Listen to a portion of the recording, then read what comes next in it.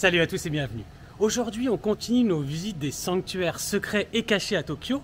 Et vous allez voir qu'aujourd'hui, le sanctuaire qu'on va visiter, il a une entrée qui est très particulière. Allez, c'est parti, on y va. Le temple qu'on va aller visiter aujourd'hui, si vous regardez bien, on peut voir l'entrée d'ici avec le torii au loin. C'est le Mabashi Inari Shrine. Et pour s'y rendre, vous avez le choix entre deux stations, soit Asagaya ou alors Koenji.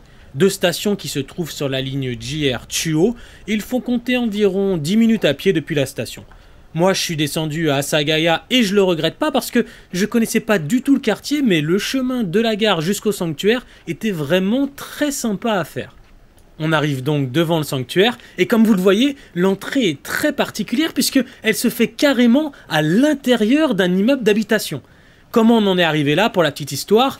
En 2015, le sanctuaire a décidé de construire des logements pour ses prêtres. Ils ont donc construit un mur d'appartements qui bloque en grande partie la vue sur le sanctuaire lorsqu'on s'en approche par la partie est.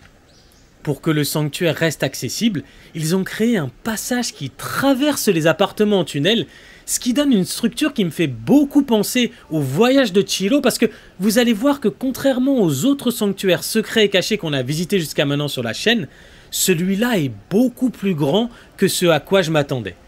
Donc, regardez, en traversant le tunnel, comme dans Chihiro, on a vraiment l'impression de passer de la ville à un autre monde.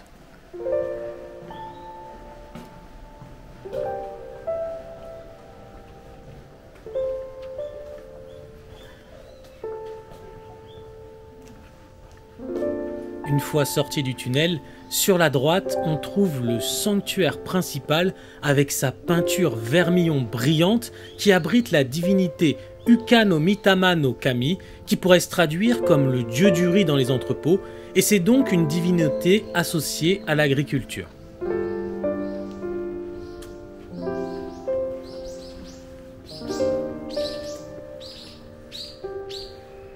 De chaque côté du sanctuaire principal, on a les statues de Inari et surtout, vous voyez, il y a plein de petites statues de renards et on appelle ça le renard de la prière shintoïste. Ce sont des statues qu'on peut acheter au magasin du sanctuaire. On écrit un vœu sur un morceau de papier spécial vendu également au sanctuaire qu'on va ensuite placer à l'intérieur du petit renard avant de le mettre sous la statue de la divinité Inari. Le renard, qui est le coursier du dieu Inari, transmettra alors votre souhait au dieu. Pour ceux qui le souhaitent, il est également possible de l'emporter chez soi, bien sûr. Le sanctuaire a été fondé il y a plusieurs centaines d'années. Les fermiers de cette région se rendaient alors au sanctuaire pour prier pour de bonnes récoltes.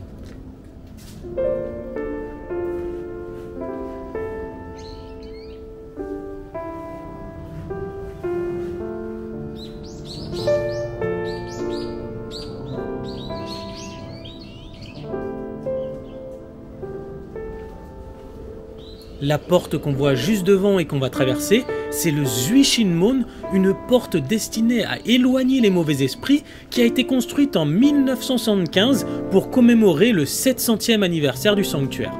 La grosse cloche suspendue au plafond supprime les démons et les mauvais esprits et lorsqu'on frappe ses mains en faisant un vœu sous la cloche et que le son de la cloche résonne, ça signifie que votre vœu a atteint les cieux.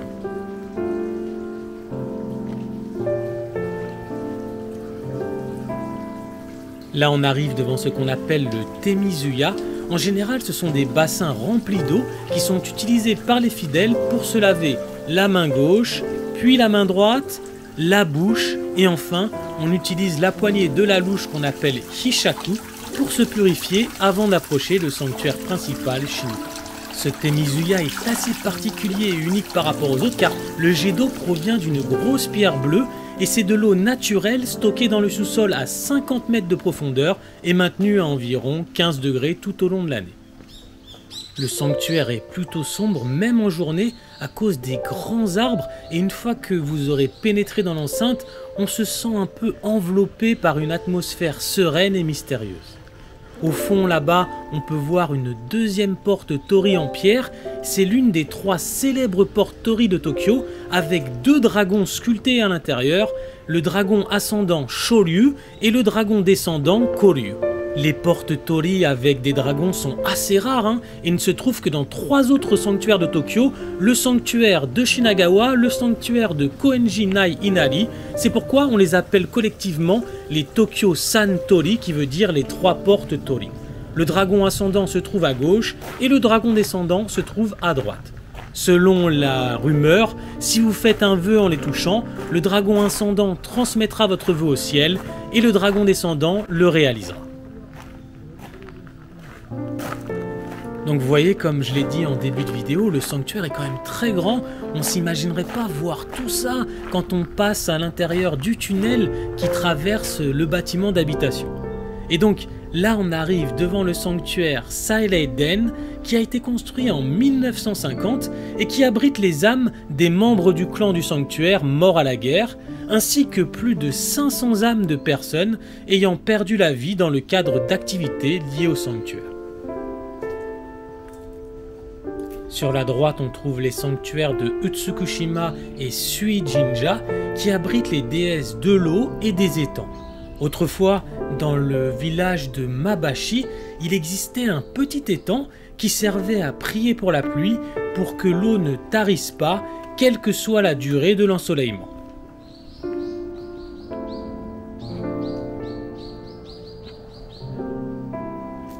J'ai vraiment beaucoup apprécié la visite de ce sanctuaire Mabashi Jinja parce qu'on a vraiment l'impression d'être coupé du monde. Il y a une atmosphère si tranquille et apaisante avec le chant des oiseaux. On a vraiment l'impression d'être dans un autre monde coupé de l'espace et du temps dès l'instant qu'on traverse ce tunnel qui passe par cet immeuble d'habitation.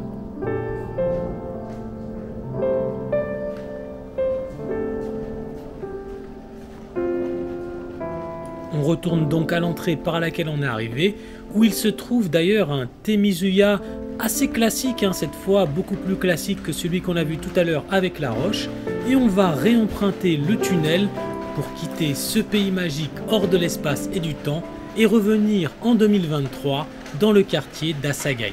Si vous êtes dans le quartier d'Asagaya, n'hésitez pas à venir visiter le sanctuaire et n'hésitez pas aussi à aller jeter un coup d'œil aux autres vidéos des sanctuaires secrets et cachés à Tokyo qu'on a visités sur la chaîne. Sur ce, je vous souhaite une bonne journée et à bientôt pour une nouvelle vidéo.